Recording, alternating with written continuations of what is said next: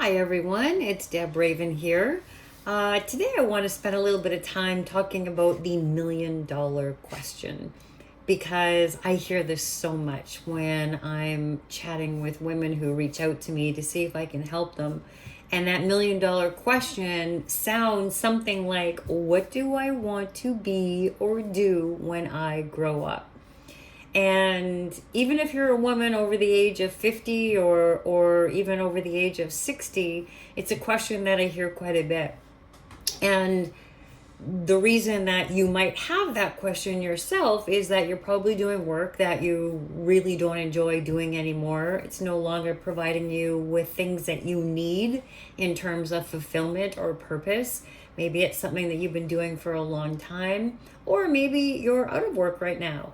Maybe there's been some layoffs or some reorgs, or maybe you just couldn't take it anymore and you decided to leave.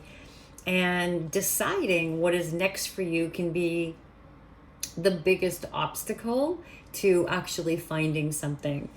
So, in answer to that $1,000,000 question, what do I want to be when you grow up?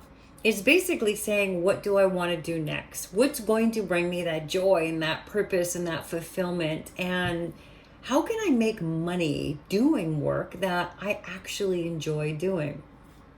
They're all good questions. But what I do know is that no one is going to step in and provide you with the answer.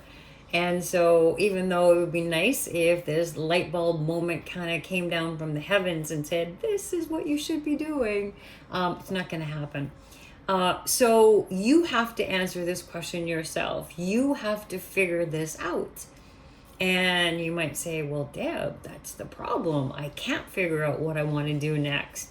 And what I can say to you is that this question, if you want to redesign your life, is so important because you're basically designing your future. And if you're in my average female client age of 55 to 65, quite likely you want to work for another like 3 to 5 to 10 years. And so that's still a long period of life. And so making decisions around what that's going to look like so that you get that satisfaction and pride from doing your work, but you're also doing work that you really love and you're getting paid for it. So in order to start designing your future, you need to start today. Too many of us are getting lost in research on the internet in terms of trying to gather information, podcasts, webinars, whatever else that you're listening to there. And on any social media platform, there's tons of stuff. And we're all watching this stuff so that maybe we're going to have an aha moment of really what we want to be doing. I believe that the answers come from within. I believe that the answers can be a combination of your skills and experience, but also what your interests are. So maybe you can start with the following questions. Question number 1, what kind of work would I love to do? And you don't have to judge this, you just write this down. What would I really, really, really love to do if I could do anything? Number 2, how much do I need my income to be? And this is always a tricky question, especially if you're a professional woman who has made a good salary for all these years, because the natural tendency is to go, well, I want to make my same salary. And that's great. And there's no reason that you can't. As a matter of fact, I've had many clients who have gotten paid more money than what they had before they started working with me. But you have to be really honest with yourself in what you need. Do you want to make the same amount of money because it's a status symbol? It's a feeling of significance for you. You want to keep up with the Joneses. Do you want to make a certain amount of money so that you can travel? Do you want to make a certain amount of money so that you can buy yourself a better retirement?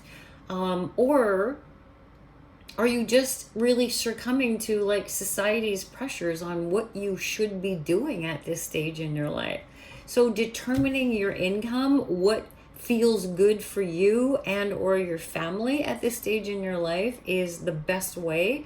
But you have to be honest. If financially you don't have to make another dime again for the rest of your life and you're going to be living comfortable, fantastic. that doesn't mean that you want to be working for free. That doesn't mean that you should be working for free.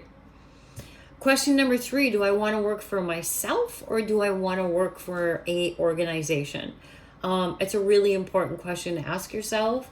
Again, a lot of it's dependent on what kind of income that you want to be making. Starting your own business can be very, very profitable, but there's also a little bit of a journey to get there. So depending on what your bandwidth is for savings or finances, it's going to take a little while to build, and you probably won't be making $1 million in your first year.